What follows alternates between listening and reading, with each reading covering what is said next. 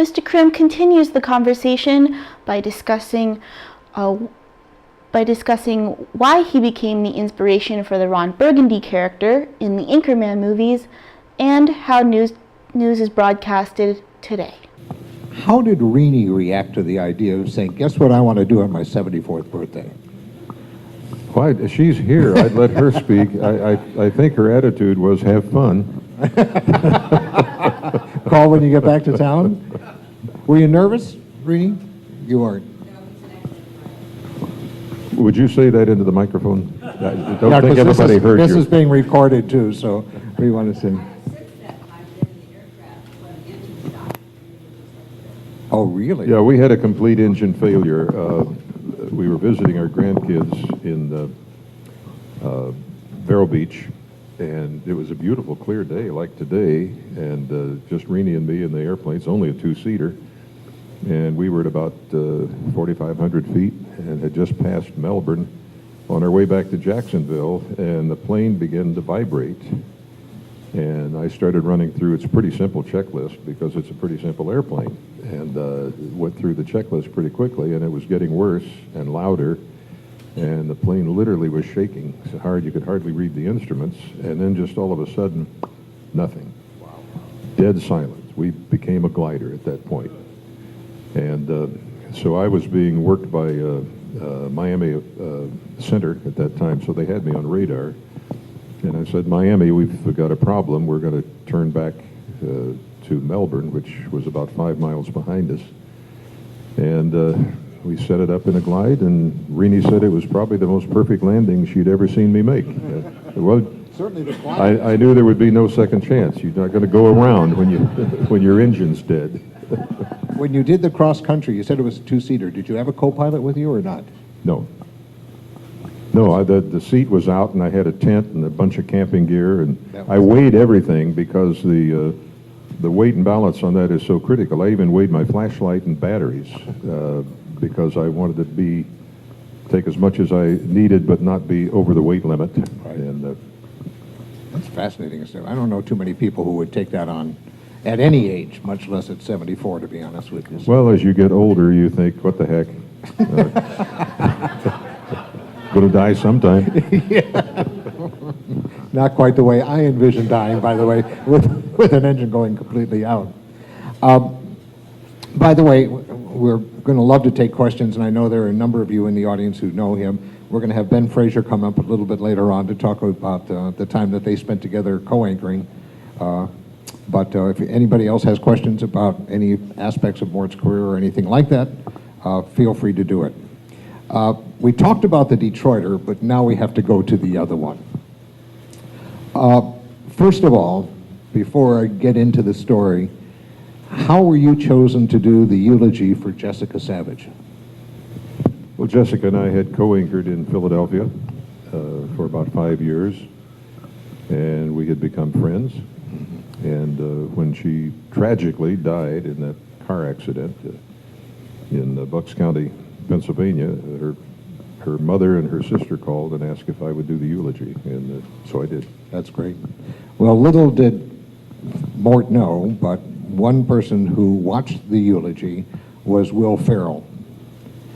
And how in the world he would ever draw a connection to you and Ron Burgundy because of the eulogy that he had watched is beyond me. I hate to correct you. Don't. But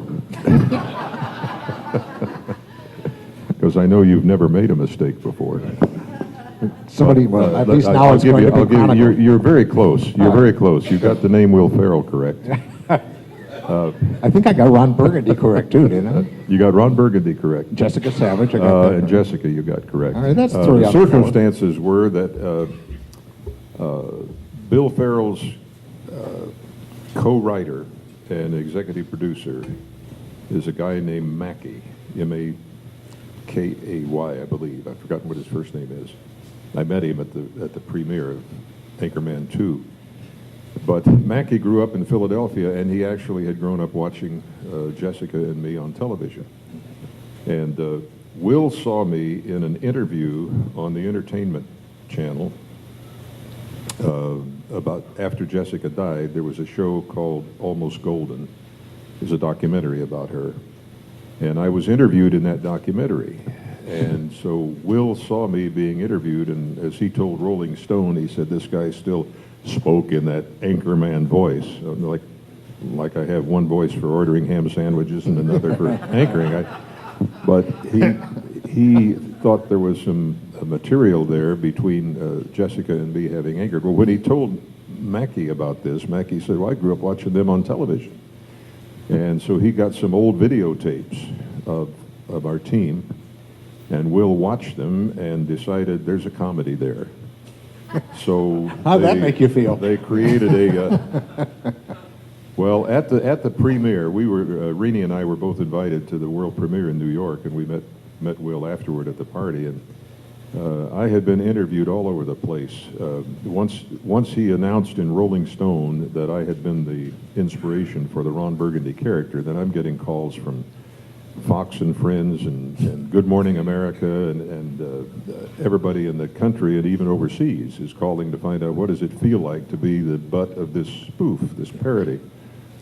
So Will thanked me. He said, I want to thank you for the good humor that you've shown in all of this. He said, I've seen several of your interviews. Piers Morgan had me on for 15 minutes, and he said, you've really taken it in good humor. And I said, well, I'll tell you what, Will. I said, I love a good parody. I said, if you'd advertise this as a documentary, I'd be totally pissed.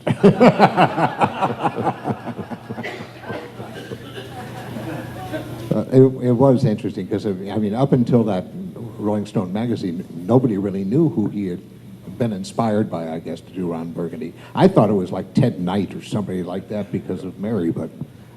No, I was inspired by Ted Knight. Ted Knight and Tom Wills. They were my heroes. I can see the similarity, but let me switch. You want me to check this for any other errors? No, that's all right. The ones in red are all the wrong ones. Let's talk today a little bit, since we've talked about yesterday. In general, what do you think of television news today and the way it's handled at the national level? Well, I think it's never been more important, and people who say that the news is biased have some justification, but I think that statement needs some perspective. I think people think the news is biased because so much of what is on television on the cable channels is not news. It's using news as entertainment, and it is definitely biased. You can't watch Fox News and tell me that they are fair and balanced by any definition that we would have used as journalists over the years. You can't watch MSNBC and tell me that they are unbiased, that they're fair. Both of those channels, all day long, are presenting information from a definite point of view.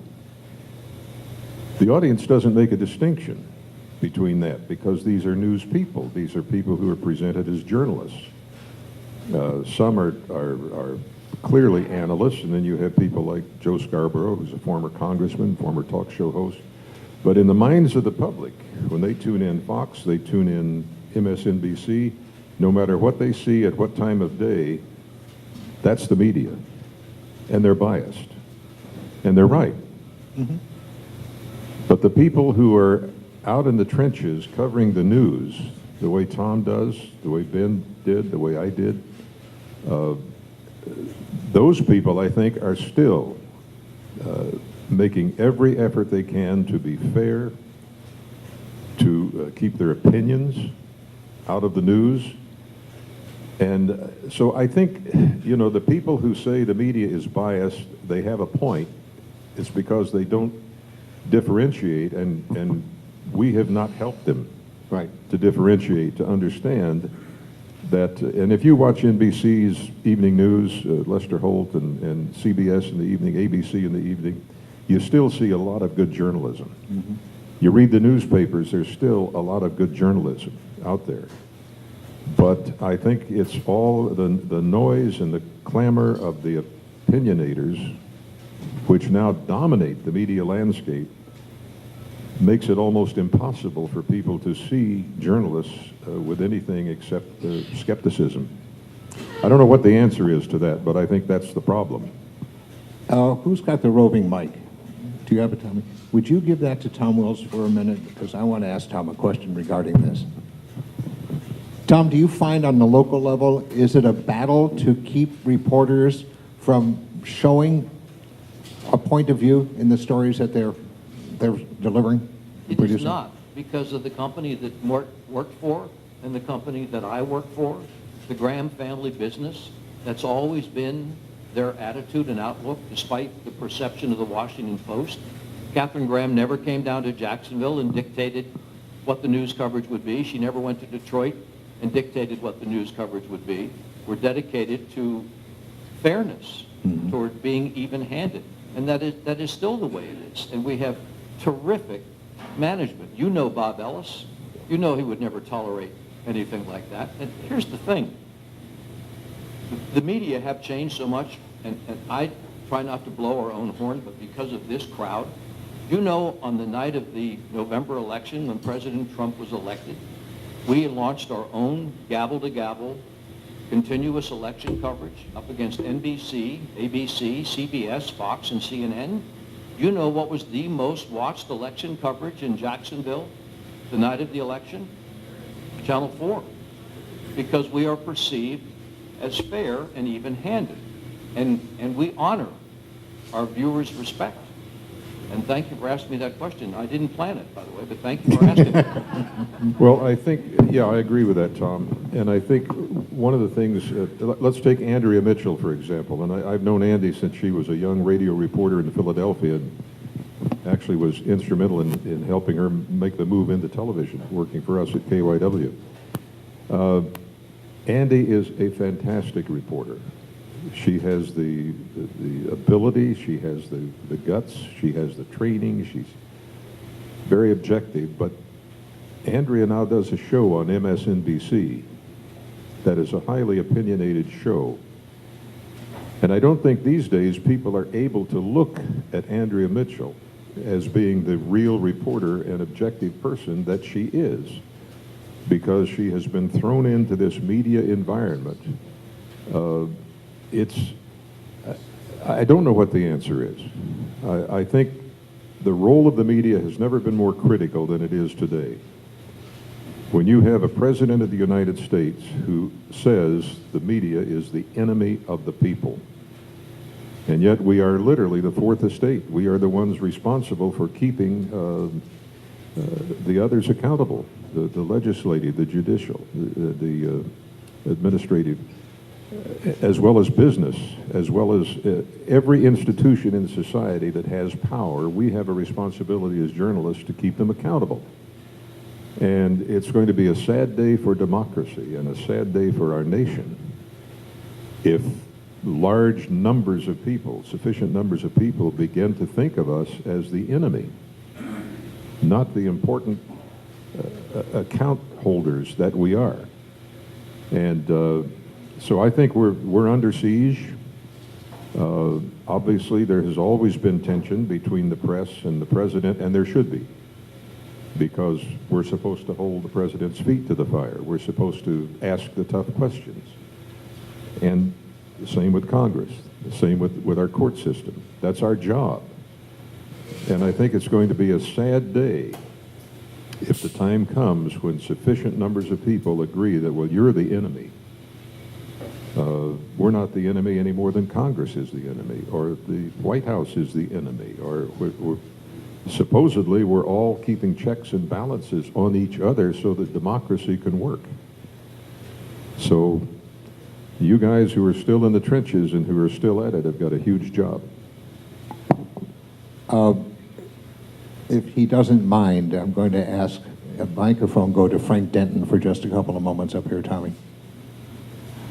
I mean, we're talking about the electronic media, of course, so I think it's only fair that we bring print in here for just a moment. Frank, first of all, thank you for being here. I hope everybody knows who Frank is, former editor for the Times-Union. Well, I'm happy to be here, and I'm here because I was in the Detroit Free Press for 10 years and got to watch Mort news broadcast there. So you didn't come here because I was moderating this one? Well, that too, Mike. Why haven't papers become as politically polarized as what we're seeing, both in radio and TV? I mean, the type of show I did on radio, I could never do again. They wouldn't put it on because it's not radical enough on one side or the other. But how is it that newspapers were able to, certainly they've got some, editorially they've got a political slant, but just in general? Well, there are some examples of extremist newspapers. Used to be the Manchester Union Leader in New Hampshire was way out on the far right, and I'm sure there are some on the far left as well. But generally, there's only one newspaper in a city these days, and it's been that way for 30 or 40 years. Right. Some of the big cities have more than one, but most cities like Jacksonville has just had one newspaper, so it had on its editorial page hew to the center as much as possible. I recall when growing up in Chicago, where we had the Chicago Daily News and the Chicago Tribune, there you could see a bit of a slant on one or the other. The Tribune was always considered to be the more conservative, and Daily News was more of the liberal.